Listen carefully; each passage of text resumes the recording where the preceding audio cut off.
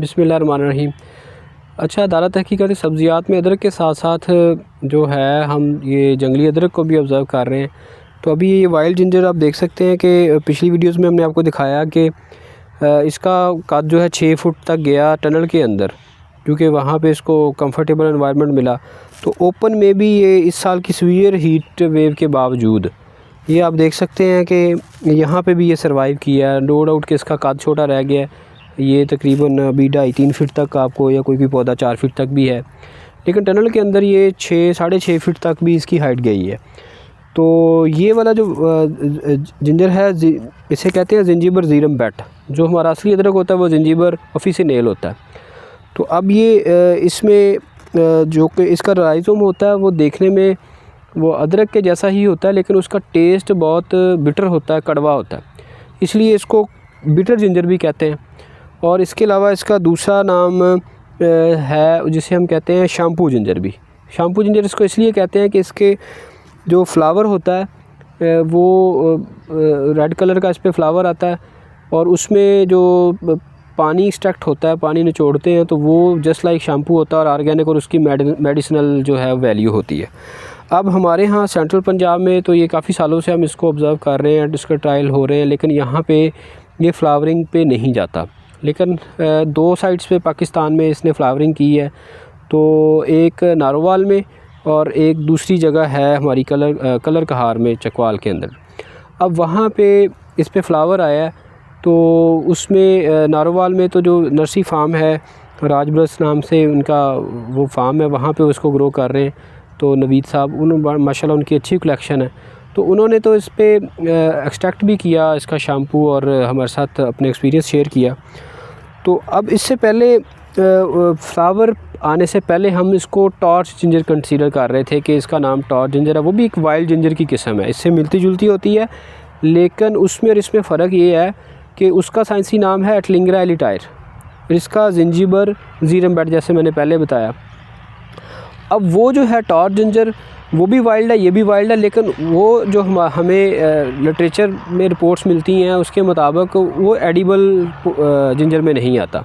लेकिन इसको edible ginger की कैटेगरी में रखा जा सकता है, यानी इसको अगर कोई खाना चाहे तो खाया जा सकता है। लेकिन इसका टेस्ट इतना बिटर है कि ये जो हमारा असली अदरक है उसका सब्स्टिट्यूट कभी भी नहीं हो सकता, क्योंकि जो उसका फ्लेवर है, उसका अरोमा है, वो इसके अंदर नहीं है। शेप इसकी देखने में, जब हम हार्वेस्ट करेंगे इंशाल्लाह आपको दिखाएंगे भी, बाद में एक वीडियो बनाएंगे इस पर, तो वो देखने में शेप इनकी मिलती जुलती है, लेकिन टेस्ट का काफ़ी बेटर है। तो हाँ, अगर कोई इसको खाना चाहे तो फिर लिटरेचर के मुताबिक इसको आधे से भी कम डोज़ पे खाया जा सकता है। अगर ज़्यादा आप इसको डोज़ पे खाएंगे तो वो नुकसानदेह भी हो सकता है। तो लिहाजा तो ये एक वाइल्ड जिंजर के तौर पे एक चीज़ है। इसका फ़ायदा ये है कि जो हमारा ट्रू जिंजर है वो पाकिस्तान की, स्पेशली सेंट्रल पंजाब की ओपन क्लाइमेट में उसका सर्वाइव करना इंतहाई मुश्किल है। और हम पिछले काफ़ी सालों के ट्रायल से देख रहे हैं कि वो अगर कोई पौधे बचते भी हैं तो इकोनॉमिकल यील्ड की तरफ नहीं जाते। तो जबकि ये वाला ओपन में भी सर्वाइव कर लेता, अगर आप शेड प्रोवाइड कर दें तो फिर ये इसकी हाइट भी अच्छी हो जाती है, इसकी प्रोडक्शन भी ज़्यादा आ जाती है। तो ये सारा थोड़ा सा इसका इंट्रोडक्शन आ गया वाइल्ड जिंजर का। इसके साथ साथ ये हल्दी जो हमारे अदारे की वैरायटी महक है वो लगी हुई है। तो ये भी अब नवंबर का एंड है तो मैच्योरिटी की तरफ जा रही है। अभी आप देख रहे हैं कि पत्ते इसके ड्राई होना शुरू हो गए हैं। तो ये आहिस्ता आहिस्ता सारे पत्ते ड्राई हो जाएंगे, तो फिर इसकी हम जनवरी में हार्वेस्टिंग कर लेते होते हैं। तो ये माशाल्लाह ओपन होती है, और ये कसूर के बेल्ट, शांगा मांगा, उकाड़ा, दीपालपुर, ये मुख्तलिफ़ पंजाब के एरियाज़ में इसको काश्त किया जाता है, और पंजाब से बाहर भी ये काश्त होती है। तो ये मोर अडेप्टेबल है एनवायरनमेंट में एज़ कम्पेयर टू जो हमारा जिंजर है, और एज़ कम्पेयर टू इवन ये वाइल्ड जिंजर के भी। तो ये ज़्यादा अडेप्टेबल है, ज़्यादा अच्छे तरीके से ये हाई टेम्परेचर को बर्दाश्त कर लेती है। नो डाउट इसमें केयर करनी पड़ती है। जैसे इस साल हमारा ये 2024 काफ़ी हीट वाला प्रेशर था, तो उस वक्त क्रॉप मुतासर होने के चांसेस ज़्यादा थे, लेकिन इसमें केयर यही होता है कि आप पत्थर का ख्याल रखें, इसकी मल्चिंग प्रॉपर होनी चाहिए नीचे।